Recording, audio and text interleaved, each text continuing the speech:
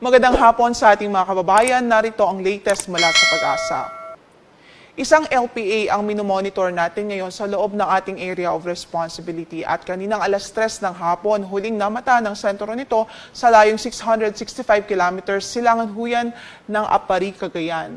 At yung buntot niyan, yung trough ay nagdudulot ng maulap na papawurin at mataas na tsansa ng mga pagulan at pagkidlat pagkulog dito po sa Cagayan Valley Region, sa Cordillera Administrative Region, maging sa Aurora at Quezon Province. Samantala, yung habagat o southwest monsoon patuloy pa rin umiiral sa ating bansa at malaki pa rin ang tsansa na magpaulan pa rin ito sa malaking bahagi ng ating landmass. Dito nga sa Metro Manila, Zambales, Bataan, Palawan at maging Bicol Region, asahan pa rin natin magiging maulap pa rin generally ang ating papawurin at may tsansa pa rin, mataas pa rin ang tsansa ng mga pagulan at pagkidlat pagkulog. Gayon din sa Visayas at Mindanao, mataas pa rin ang tsansa ng mga pagulan na dulot ng habagat o southwest monsoon.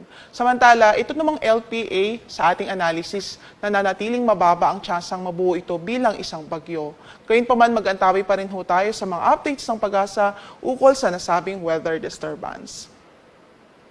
Sa pagtaya naman ng ating panahon para bukas, asahan natin na sa Metro Manila, bahagyang maulap hanggang sa maulap na lamang ang papawurin. Unti-unti mag-i-improve ang weather habang 32 degrees Celsius ang tinatayang magiging ating maximum temperature. Samantala, sa malaking bahagi ng Northern Luzon, partikular sa Cagayan Valley Region, Cordillera Administrative Region, mananatiling maulap ang papawurin na may tsansa ng mga pagulan at pagkidlat pagkulog dahil nga sa trough ng itong LPA o low pressure area. Samantala sa Bicol Region, asahan pa rin natin, probably ay mataas pa rin ang tsansa po ng maulap na papawurin na may mga light to moderate rains dahil naman sa habagat.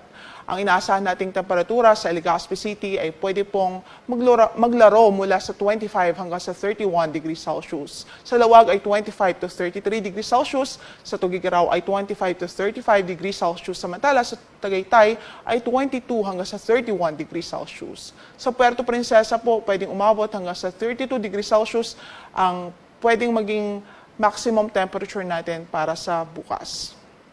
Samantala sa Visayas at Mindanao, malaki po yung tsansa na maging maulap pa rin ang papawurin at mataas na mga tsansa ng mga pagulan at pagkidlat pagkulog dahil pa rin huyan sa habagat o southwest monsoon.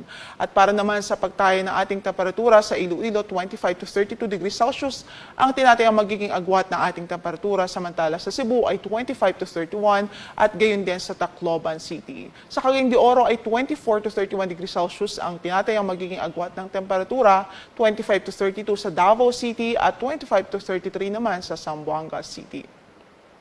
At sa ilang key cities dito sa ating bansa, and let's start with Metro Manila, bukas nga inaasahan natin unti-unting mag-improve ang ating weather hanggang sa Thursday at Friday huyan o hanggang sa Biyernes. Samantala sa Baguio City ay hanggang bukas maulap pa rin ang papawurin at may tsansa pa rin ng mga light to moderate rains. Habang ina-expect natin na mag-improve po ang weather na ito by Thursday and by Friday.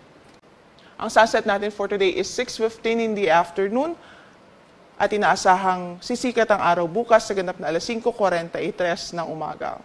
Yan ang latest mula sa Pag-asa. Ito po si Loridin de la Cruz Galicia.